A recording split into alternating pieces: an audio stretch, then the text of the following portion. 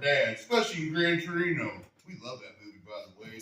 I had the privilege of taking my Johnny Bearshield to see that, my father-in-law.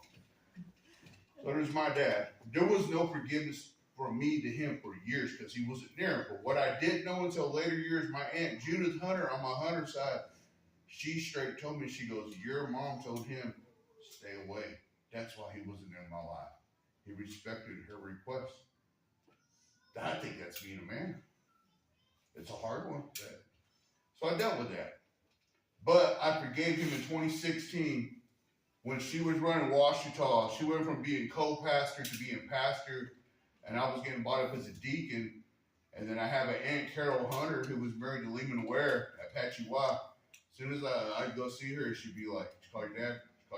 Did you call your dad? Did you call your dad? Did you call your dad? Did you call your dad? You're real persistent. All right, I'll call him. She goes, you know what? He's on the phone. Here you go. I'm glad that she was that persistent and inconsistent, because when I talked to him, we talked about Samson and the honeycomb when he killed that lion.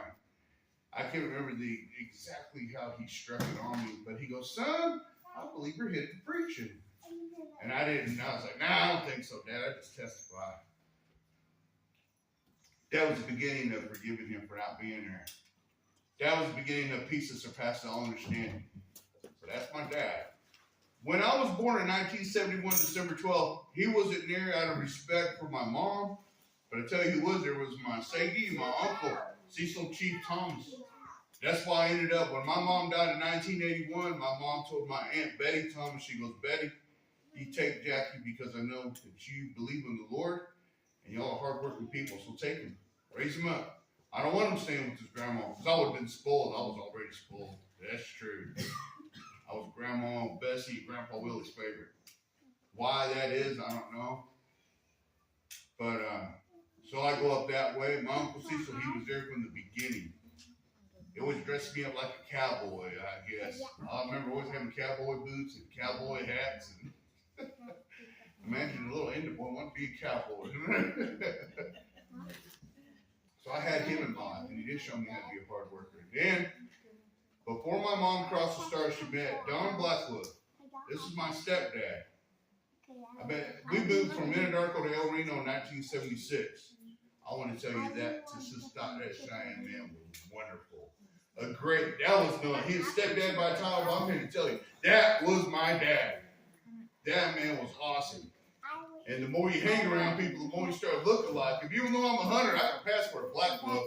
I had this woman be a key. I talk about scared when Annie first I come up on I think I was riding the 10-speed in Hobart. I come riding up. She thought it was a black book.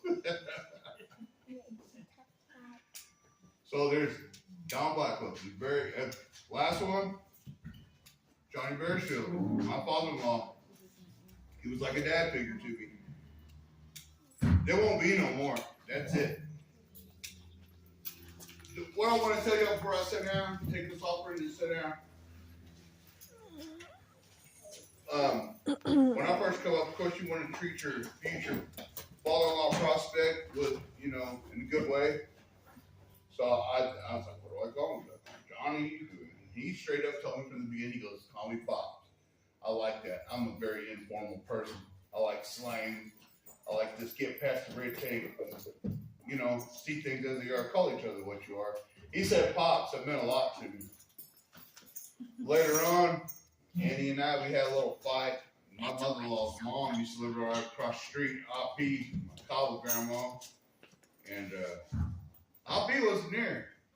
She left out of town, and when she left out of town, party time was on across the street.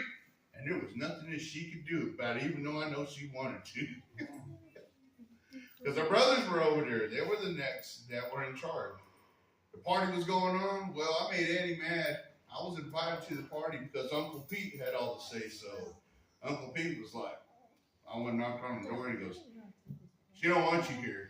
So what do? Oh, I went on the curb with my pitiful self. Oh, boo-hoo. Annie and I just got together. We weren't even together a couple of months. I'm out there on the curb, pitiful. And she come out there. She's like, I'm sorry, babe, but Uncle Pete don't want you in. She goes, just go chill out. Go to the house, go pass out.